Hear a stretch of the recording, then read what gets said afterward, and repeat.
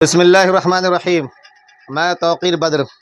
آج ایک بڑا ہی دلچسپ سوال ہے ایک ساتھی کا کہ اگر کوئی ہمارے ساتھی ہم سے یہ کہیں نن مسلم وغیرہ کہ کیا آپ کے پاس جو کتاب ہے قرآن کریم، جو سب سے مقدس کتاب آپ کے یہاں پر، وہ واقعی اللہ کا کلام ہے؟ آخر ہم کیسے اس کو پروف کر سکیں کہ اللہ کا کلام ہے؟ میں آپ کو اس سلسلے میں ایک بہت ہی سادہ سمپل جواب دینا چاہوں گا۔ وہ یہ ہے کہ اگر اللہ تبارک و تعالیٰ کا کلام نہیں ہے سوال کرنے والے کے بقول، انہیں لگتا ہے کہ نہیں یہ کسی اور کا کلام ہے، تو خود اس بات کو ثبوت دے دے، پروف کر دے کہ یہ کسی اور کا کلام ہے۔ تو پھر جو لوگ دعویٰ کرتے ہیں کہ اللہ کا کلام نہیں ہے، ان کی بات کو دیکھا جائے گا۔ لیکن جب تک وہ ثابت نہیں کرتے ہیں کہ اللہ تعالیٰ کا کلام یہ نہیں ہے، تب تک تو کم سے کم اس بات کو مان کر کے چلیں کہ اللہ کا کلام ہے۔ اور کیسے ہے اس کو ایک مثال سے ہم سمجھ سکتے ہیں۔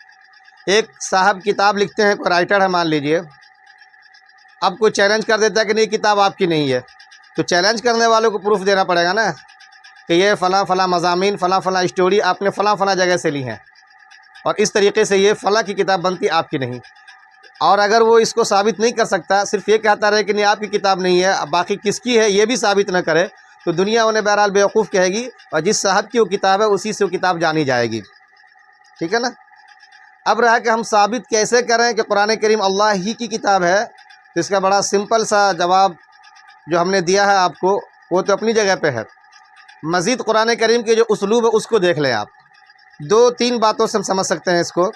ایک تو یہ کہ قرآن کریم خود یہ کہتا ہے وَإِن كُنتُمْ فِي رَيْبٍ مِّمَّا نَزَّلْنَا عَلَىٰ عَبْدِنَا فَأْتُوا بِسُورَةٍ مِّن مِّثْلِهِ، کہ اگر تمہیں شک ہے کہ ہم نے اپنے بندے پہ جو کتاب اتاری وہ اللہ کی طرف سے نہ آ کر کے کسی اور کی طرف سے ہے، مطلب محمد صلی اللہ علیہ وسلم نے خود ہی گھڑ لیا ہے، تو محمد صلی اللہ علیہ وسلم جو بھاشا، جو زبان بولتے ہیں، جو انداز کلام بہرحال اپناتے ہیں، وہ سب تو تم بھی اپناتے ہو، تم بھی اسی عرب معاشرے کے فرد ہو، تو تم بھی گھڑ کر کے لے آؤ، تم کیوں نہیں لاتے؟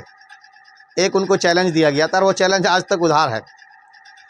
فصاحت و بلاغت اپنی جگہ پہ، ان کی سنٹیکس جو ہے اس کا اپنا بناوٹ اور ساخت ترکیب وہ اپنی جگہ پہ ہے، اور اس سے بڑھ کر کے یہ ہے کہ اس میں جو غیب کی باتیں بتائی گئی ہیں یا ماضی کی جو باتیں بتائی گئی ہیں وہ سب سے بڑا دلچسپ ہے۔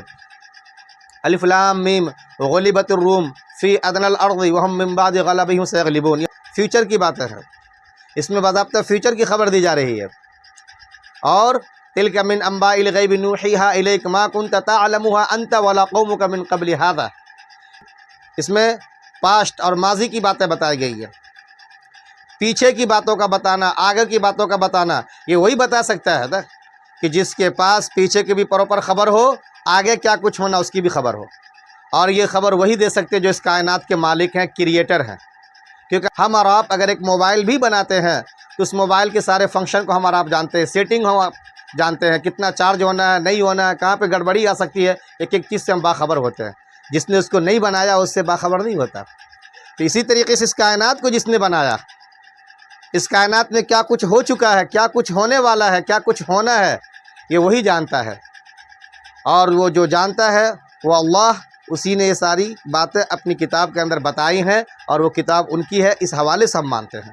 انسان کی عمر کتنی ہے، اس کی زندگی کتنی ہے، نہ تو ماضی میں تھا یا نہ فیوچر رہ پائے گا، نہ کائنات میں اس کی دسترس ہے، تو پھر یہ کیسے ان سب چیزوں کا دعویٰ کر سکتا ہے، اور کیسے وہ اس طرح کی کتاب بنا سکتا ہے؟ یہ بھی اپنے آپ میں ایک سوچنے کی بات ہے۔ تو قرآن نے جس طریقے سے ماضی کی خبریں دی ہیں، فیوچر کی باتیں بتائی ہیں، اور انسانی زندگی اس میں کہیں بھی دور دور تک نہیں دکھائی دیتی، نہ اس کا اپنا عمل دخل دکھائی دیتا ہے، تو پھر اس کے علاوہ کیا راستہ رہ جاتا ہے کہ یہ کتاب ہم اللہ کی کتاب نہ مان کے کسی اور کی کتاب مانیں؟ اپنے آپ میں پھر ایک سوال یہ بھی کھڑا ہوگا۔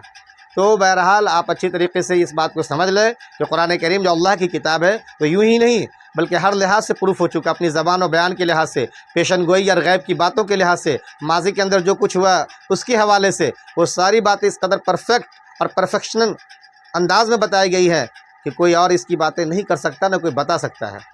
اور جو یہ بتا رہا ہے وہ کائنات کا مالک ہے، تو بتانے والا جو اپنی کتاب میں بتائے گا تو کتاب بھی بہرحال اسی کی ہوگی۔